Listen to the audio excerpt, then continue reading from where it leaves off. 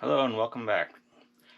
Today we have a 4Runner that customer brought the door handle in to have a key made for it and explain to you what we have to do.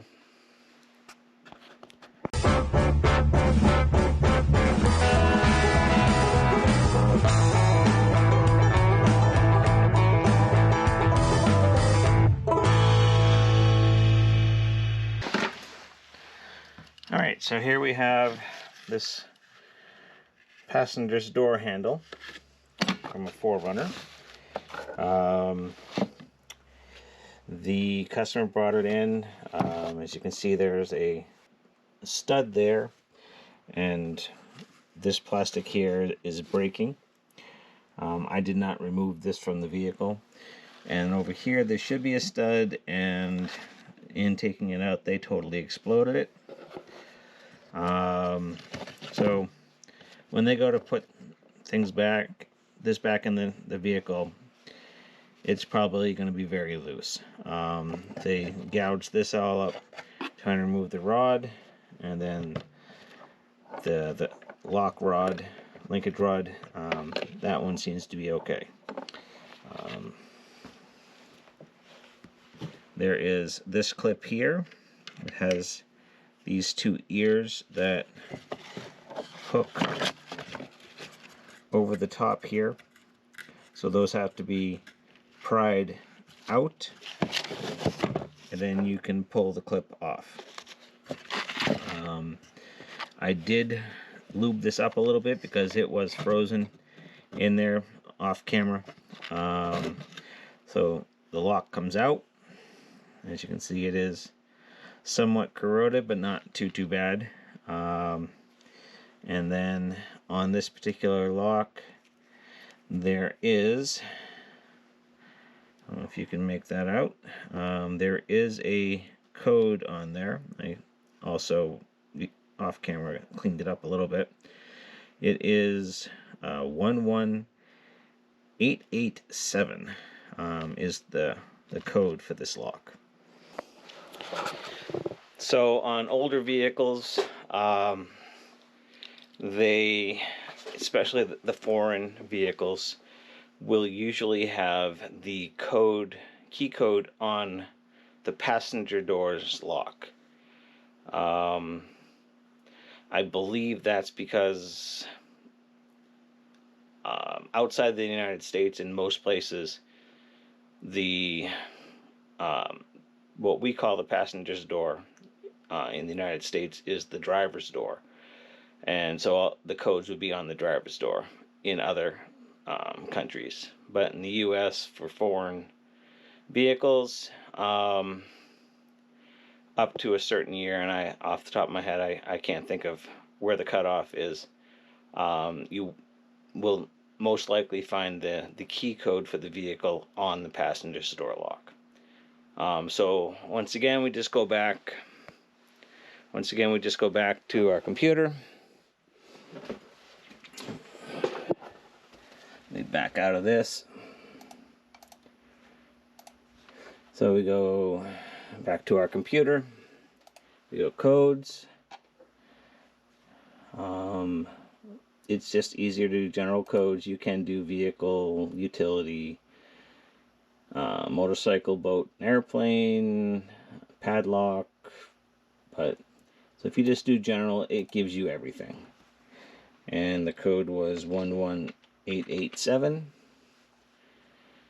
And you're searching all locks. Again, you can narrow your search down if you so chose. All locks, and then it spits out a list of everything that has that code series. You can organize it by type. So over here you have where it says PAD, so that's a padlock. CAB, that's like a cabinet lock, and then AUT is auto. So if you hit type, it just pulls all your autos together, and it lessens your search. So we'll go down through the list. We have Toyota 4Runner, and it takes the X217 key blank. So we'll open that up, and then it generates the key cuts. So the cuts are 1 1 2 3 3 1 2 3. So then you go over to your code machine, and today I'll show you doing it by hand versus the automatic machine like I did with the motorcycle. So let me get set up over there. Okay, so the first thing we need to do is you grab your HPC 1200 series book, and then in here there are cards for all different kinds of locks. So we want to find the card for our Toyota. And actually what we can do, didn't do it up front, but we can do it here. So it is an 8-cut Toyota. So we have a CF87. What I'm looking here for is the key blank, because this will tell you what keys the card is good for. The list is not exhaustive, but it gives you a pretty good idea of what you're looking for. So as you can see, there are several different Toyota cards. This one has 8 cuts. This one has only 6, so we know that's not the correct card. This card here has 8 cuts. So without looking at the computer program, I guess you could do that, and it'll tell you which card. If you didn't have that, you would go around. This is how you would go about tracking down which card you would use. Okay, so neither one of these cards is listing the key blank that we're looking for, so we'll keep looking. And then we go down this list of cards. Go over the next one, and we have another Toyota card. It is list the TR47, which is our key blank, and it does have 8 cuts. So this is the card that we need. So on the card, it gives us a whole bunch of information. It gives us the depths of the cuts. It gives us the spacing of the cuts. It gives us a profile of a randomly cut key. It tells us which draw we need to use. It's telling us we need to use a shim on the machine. The cutter wheel is this CW1011. It gives us our code series to confirm that, another confirmation to make sure we're using the correct card. It gives us a list of blanks that the card is good for, and then it tells us, sorry about the camera twisting here, so it tells us which stop that we needed to use. So right here it's telling us we need the horseshoe tip stop, and I will explain that when we get to the machine. It also gives us years, and here's the card number. This line here is the spaces. This line here is the depths. It gives a an overview of how it's supposed to sit in the machine. And here you can see the shim that they were talking about underneath the key blank to help support it. So let's head over to the machine and I'll get things set up there. Okay, so this machine has several different cutters. It has even more than this, but we don't need them. So this one here is a 20 FM. This is the 1011, has a 1012, 47 MC, a 90 MC, 14 MC. So they all go for different types of keys. So on the card, it will tell you which cutter you need for that particular key. So the one we need is the 1011. So that just slides on there. Our nut goes on.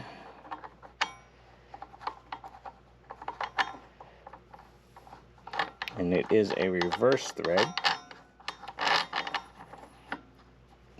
So we get you over there.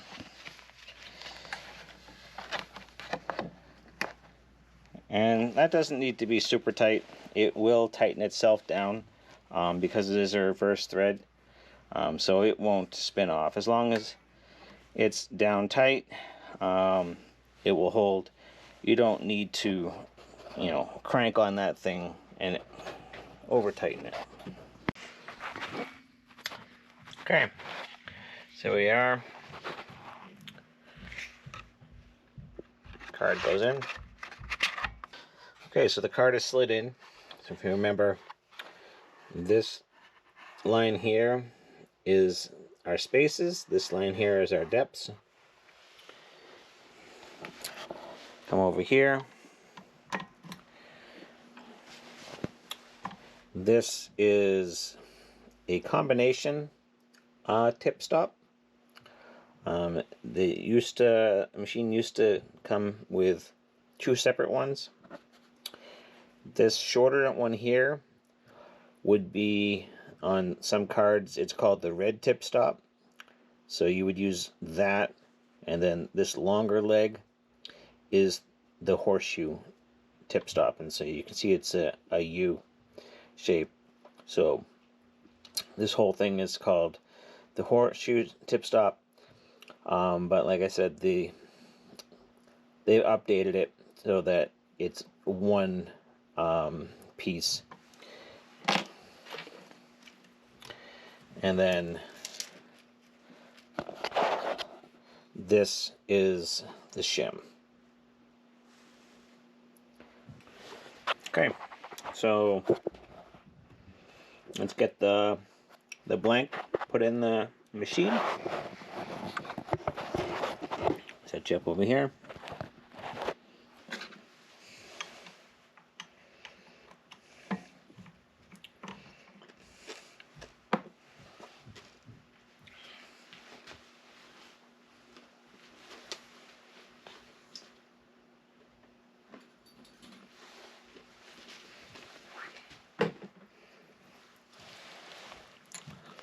So the key goes in.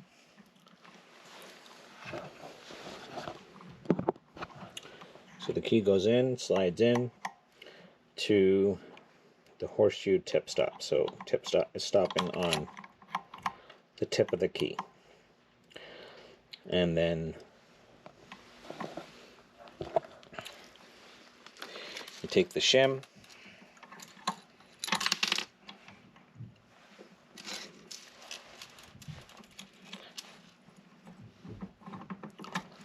and you slide that over the top of the key, and that just helps give more surface area to hold the key in place.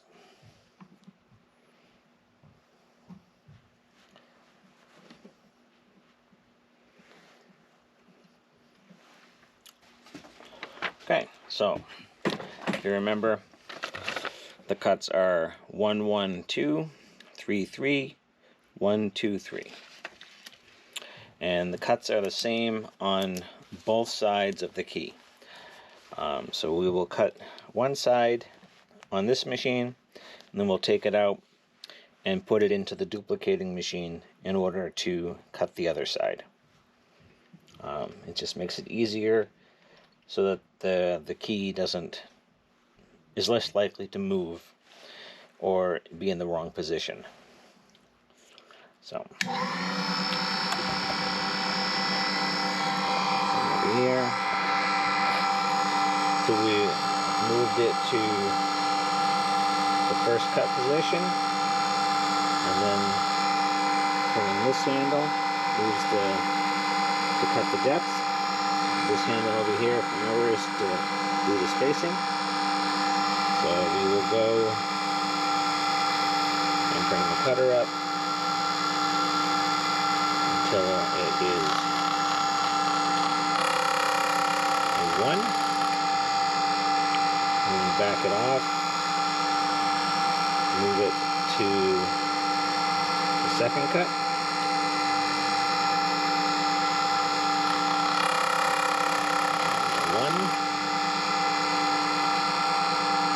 Third cut.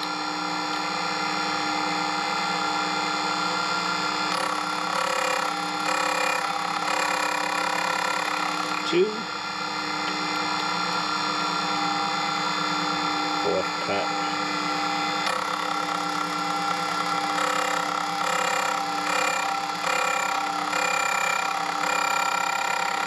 Three.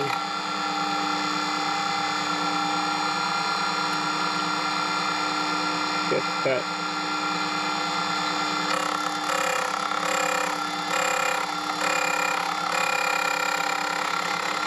Three. Sixth cut. 1. Seventh cut.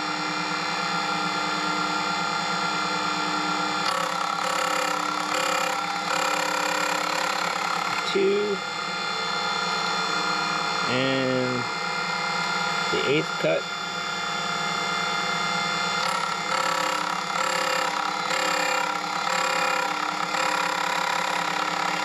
And 3.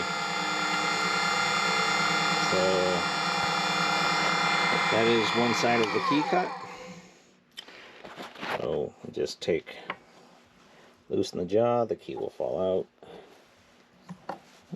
There we go. So there we have the cuts on our key. So you could take and flip it back in, but with the deep cuts, it's going to want to rock.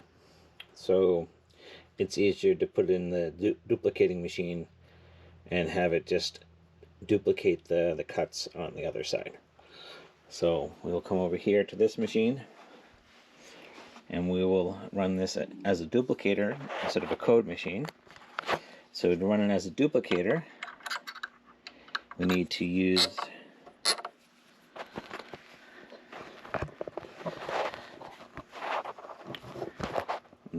this jaw. So we'll put the key in, and here we will drop the key. Okay.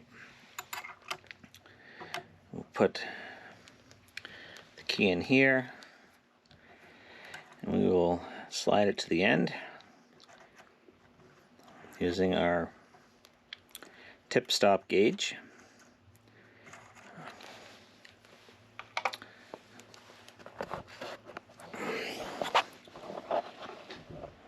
Turn the machine on. It will power up.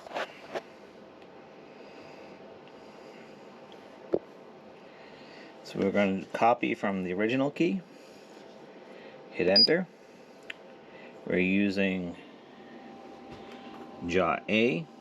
So it is A, B, C, and D. So it has 4 different positions. but we can just use the jaw A. So we're using jaw A, and then we could tell it we're using position 4. It's not necessary. It will read the length of the key. So if you leave it at 0, 0 is the flip up stop. So we just hit start.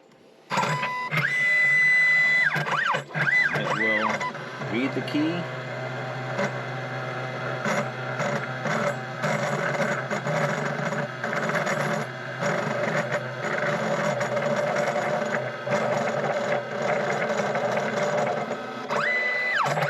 Okay, then it stores that profile of key in its memory.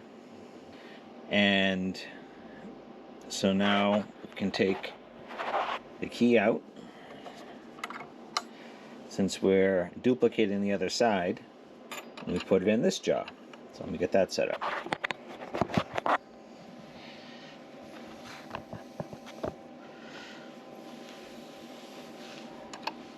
So again, we just put it in.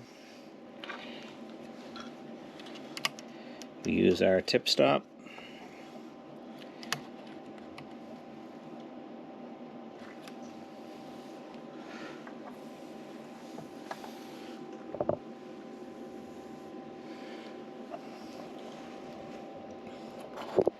Then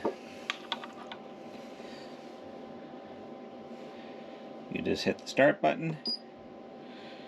It's going to ask you if you need to make any adjustments for depth and spacing. You just hit start again to say no, and then it will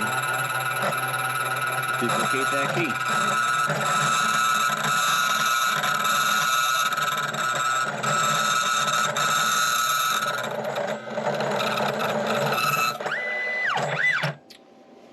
And then if everything went correctly, you put the key in and it should turn. And it does. Try both sides. And you've successfully cut a key by code using the HPC machine versus the one that's fully automatic. So now you've successfully made your key using the HPC machine by hand, using the depths and spaces, versus the automatic machine where it automatically does the depths and spaces. Thanks for watching.